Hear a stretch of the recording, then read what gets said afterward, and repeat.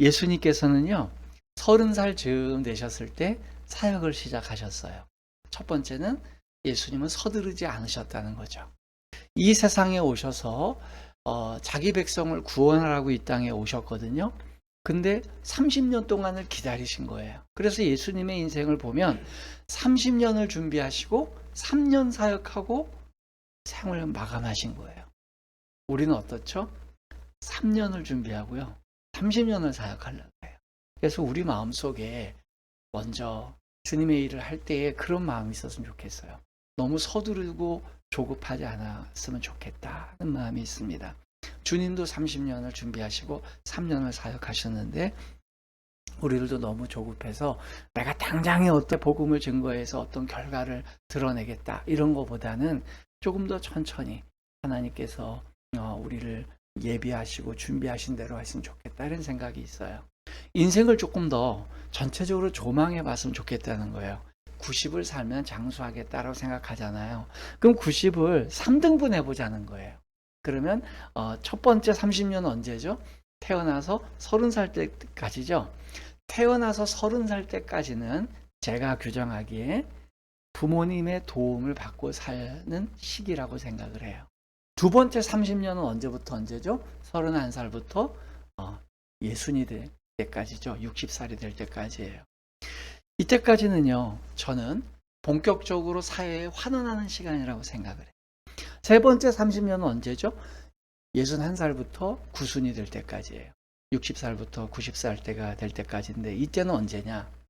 이제는 삶을 아름답게 마무리하고요. 하나님께서 주시는 휴식을 취할 때라고 저는 생각이 됩니다. 그리고 영원한 나라를 준비하는 그러한 시기라고 봐요. 이 개인적인 소견이에요.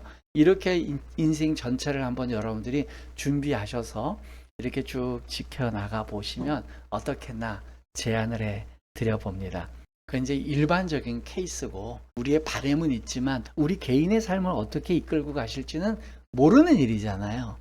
예수님께서는요, 본인께서 누리시고 또 본인이 가지실 수 있는 기회를 3분의 1만 갖고 가신 거예요.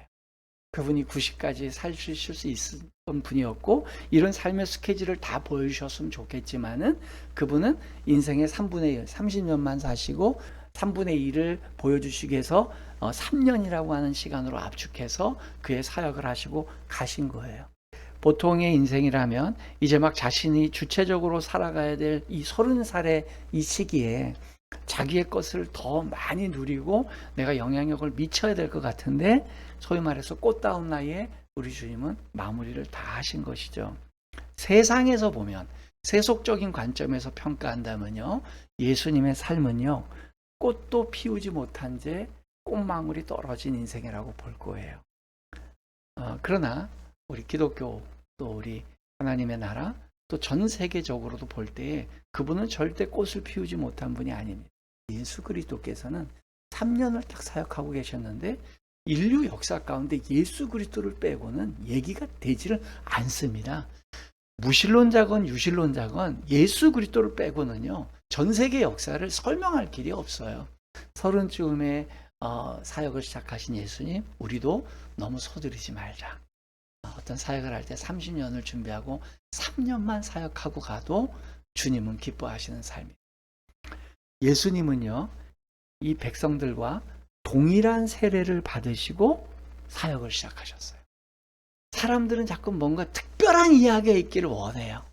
근데 예수님이 우리에게 들려주신 이야기가 뭐냐면 너무 평범하고 너무 일반적인 일에서부터 시작하셨다는 거예요. 그 당시에 사람들이 다 받고 있던 세례를 받으시는 사건을 통해서 그의 사역이 시작되었다는 겁니다. 비현실적인 소명 이야기가 소명에 대해서 오해를 불러일으키는 거예요.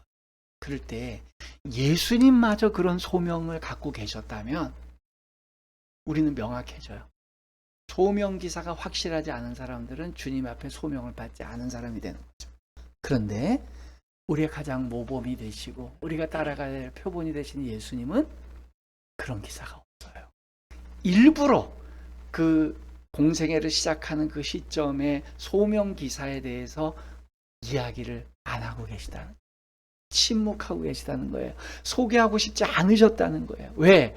앞으로 예수 그리스도를 따라와야 될 많은 사도들과 많은 제자들과 많은 크리스찬들이 그런 삶을 살 게 아니기 때문에, 너무나도 평범하고 너무나도 일상적인 가운데서 하나님이 부르시는 게 더 확실한 하나님의 부르심이에요.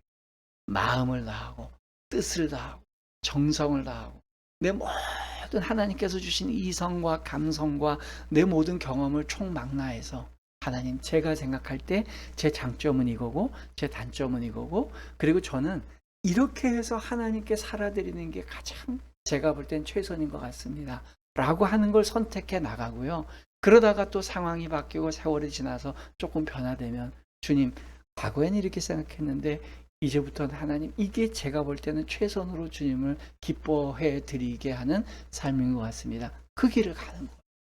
예수님의 사역은요, 하나님의 사랑 고백에서부터 예수님의 사역이 시작되었다는 거예요. 하나님이 나를 사랑하신다는 확신에서 내 인생을 결정하고 진로를 결정하는 것과, 내가 하나님을 사랑한다는 관점에서 진로를 결정하는 건 다른 문제입니다. 나는 비록 흔들리고 넘어지고 나는 포기가 되고 이러더라도 주님은 한결같이 나를 사랑해 주셔 라는 확신에서 우리의 진로를 끌고 가는 거예요. 내가 하나님을 사랑하기 때문이 아니에요. 하나님이 나를 사랑해 주셔. 네, 하나님이 나를 사랑해 주시니까 그래서 하는 거예요. 내가 능동적인 주체가 돼서, 주님, 제가 주님을 사랑하니까 제가 이렇게 계획 잡고 이렇게 진행하고 이렇게 맺어드리는 걸 주님이 좋아하시지 않습니까? 안 좋아할 가능성이 높다니까요. 우리가 해야 될 자세, 하나님이 나를 사랑하시는, 그러면 내가 뭘 갖춰드리지 않아도, 내가 어떤 성과를 드리지 않아도, 내가 어떤 것들을 드러내지 않아도 주님은 나 자체를 사랑하죠. 그냥 네가 나랑 같이 걸어가는 게 좋고 내 말을 듣는 거가 좋아. 그럼 그거예요.